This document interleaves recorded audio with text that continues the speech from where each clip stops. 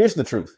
I don't give feedback to uncoachable leaders anymore because it's a complete waste of time. Most people think feedback is always a gift, but I've learned the hard way. Feedback only matters if the leader is willing to be coachable. In this video, I'll show you why giving feedback to the wrong person drains your influence and how to invest it where it actually multiplies. Here's the punchline. I've stopped giving feedback to leaders who aren't willing to be coachable. Why? Because it's a waste of time, energy, and influence. And if you stick with me, I'll show you why protecting your feedback is one of the smartest moves you can make, especially if you want to lead real change. By the end of this video, you'll know how to spot uncoachable leaders, why feedback bounces off of them, and the liberating truth that frees you to invest your energy where it actually matters. You've been there. You finally decided to give your boss or a peer honest feedback. Your palms sweat, your heart races, but you deliver it with respect, and what happens? They get defensive. They deflect blame. Or worse, they nod politely and nothing changes. You walk away drained and questioning yourself, but the truth is, it wasn't you, it was them. They weren't listening, and they never intended to.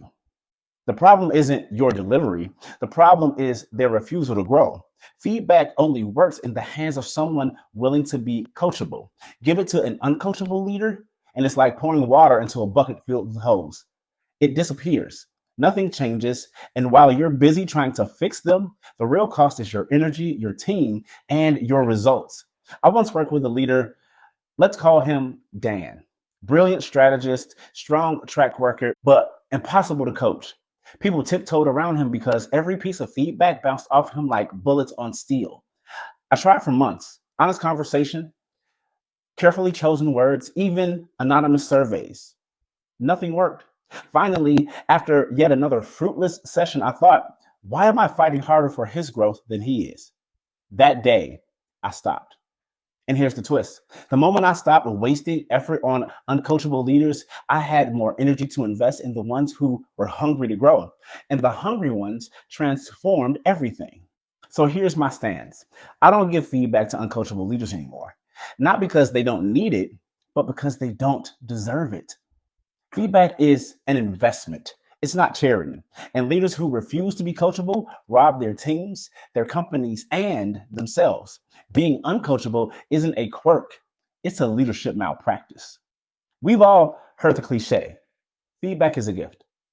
That's just not true. Feedback is only a gift if the receiver unwraps it. Otherwise, it's clutter. The new mindset: protect your feedback. Guard it like currency. Spend it only where it multiplies. Here's the shift that changed everything. Your influence doesn't grow by how much feedback you give, but where you choose to give it. When you stop pouring into uncoachable and start investing in the willing, your impact skyrockets. Small deposits of feedback create exponential growth because people actually apply it. Picture this. You offer feedback in a meeting. Your leader crosses their arms, leans back, and narrows their eyes. The room grows cold. You feel your throat tighten, and it's over before you even finished. Now, flip it. Imagine you give that same feedback to a leader who leans in, grabs a pen, and says, "Tell me more. I need to hear this." The room warms up, the energy shifts, and you walk away thinking, this is someone I'd follow anywhere. That's the difference between being coachable and being uncoachable. The enemy isn't bad leaders. It's the culture that protects them. The myth that past results excuse present arrogance. The belief that authority makes you untouchable. That system is broken. And every time we waste feedback on leaders who won't use it, we reinforce that broken system. So here's where I land. I don't give feedback to uncoachable leaders anymore. I invest it in the ones willing to grow, because those are the leaders who build trust, inspire teams, and actually change results. If you want to be promoted, respected, or remembered, forget being the smartest in the room. Be the most coachable, because feedback doesn't change people. Being coachable does.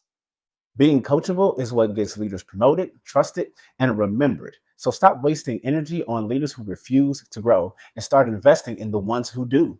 If this hit home, Subscribe and share it with someone stuck giving feedback to the wrong people.